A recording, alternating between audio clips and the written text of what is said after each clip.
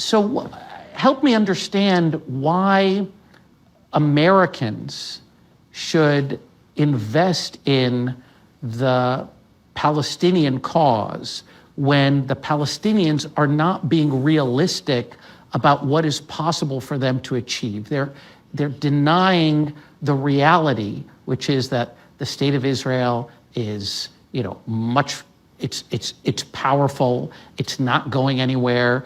They may not like it, but we don't like gravity either, and we have to deal with it. So why would somebody who reads this and says there's a degree of fancy on the Palestinian side that has rendered at least its negotiating position unserious? There's a lot to unpack there. If what you're saying is there's an asymmetry of power that has been made even more asymmetrical by the support that the greatest superpower on earth has provided to the greater party, the more powerful party of the two, yes, I agree. There is. But why aren't they willing to deal with that reality? But what does that mean? It means surrender. This is the best deal. Surrender? Is it surrender in your view to accept a state of your own? You could. So why shouldn't they accept? Again, I'm not. You're pushing me to try to. This is Tarek, the student of Rob, and I'm just asking you to teach me. So I'm going to grade you at the end. Okay. But yes. I'll do a course eval. Go ahead. Okay, then no, I won't grade you. You get an A. By that logic, right? Yeah. The Israelis could say, we're going to give you 10% of the West Bank. You're going to live in Bantustans. And by the way, that may well be the outcome. Mm-hmm. And why shouldn't the Palestinians accept it? Because they don't have the only power they have is the power that they are on the land. They believe they're on the land, steadfast, and they could say no, right? That's, what other, and every now and then could try to inflict pain and violence against the Israelis. But, I'm not sure where to go with that argument that one side is stronger. No doubt, and have the Palestinians, if they look back today and say, should we have accepted 48? Yeah. Maybe. Well, if compared to where they are today, should they have accepted Camp David? That's harder because there's not really an offer at Camp David. We could get into that. Yeah, but many parties, when they look back at what they thought was the just position, they say, well, we're weaker, so maybe we should have accepted less. But, you're a student of history. Dignity, pride, emotions, feelings of national self-determination matter. You don't simply say we're weaker, and therefore we're going to give everything up. And so, if you're asking me, I'm not going to sit in judgment and say they should have accepted, they shouldn't have accepted. I'm trying to explain their perspective, which I think is often ignored, less so today on campuses, but often ignored by what you described as a diverse American peacemaking team. I don't think it was that diverse in terms of understanding why a Palestinian may not react as enthusiastically to what you consider to be, and not you, but people would consider to be a generous offer. Yeah. If they think that, again, it's just a clash.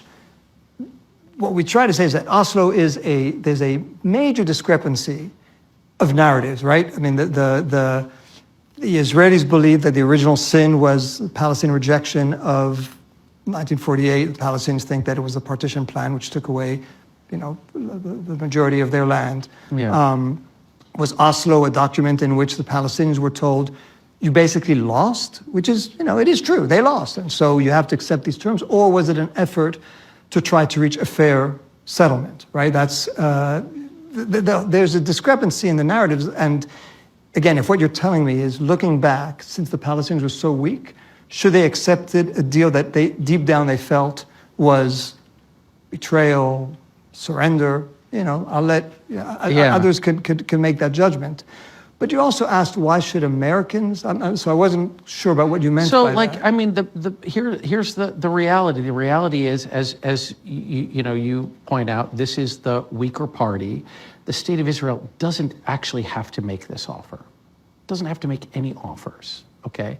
And we can count at least 2 serious offers, okay? I know you say Camp David wasn't an offer, but, there was a lot there. There was a process that could have led to something. that. Everything I know about this, I just know from reading you. And then there's the Ehud Olmert offer. And the Palestinians, just as you said in your account, you said they greeted everything with rejection, with silence.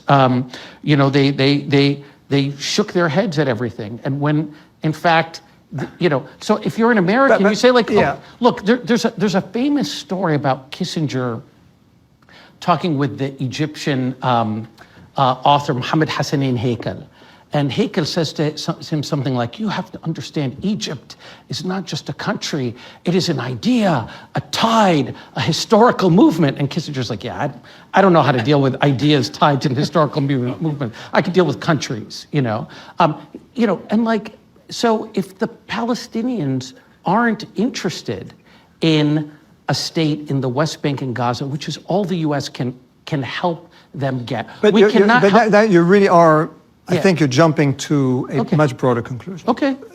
Two points I would make. The first is, it's not that they're not interested in. The point is, that is not what they were fighting for, any more than the Zionist movement was fighting for a state on the borders of 67, right? And that was not what either movement was fighting for when the struggle began.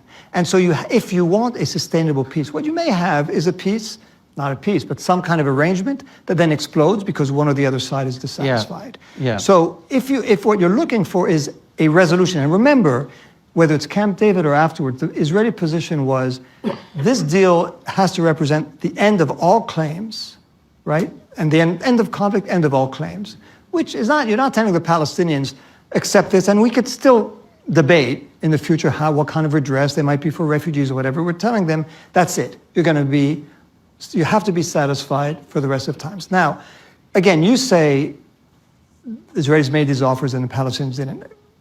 We're critical of the Palestinians, overly passive, not as proactive in putting ideas on the table. Yes. Again, we could explain, I'm sure we'll get into Camp David, all of the context that I think at least helps explain, if not justify it. But, there are other opportunities. The Arab peace proposal, right, that the Israelis rejected out of hand, which would have given normalization with all Arab states in exchange for withdrawal to the borders of 67 and a just solution to the refugee problem in accordance with UN Security Council resolutions. What do you say to that? Israelis didn't accept that.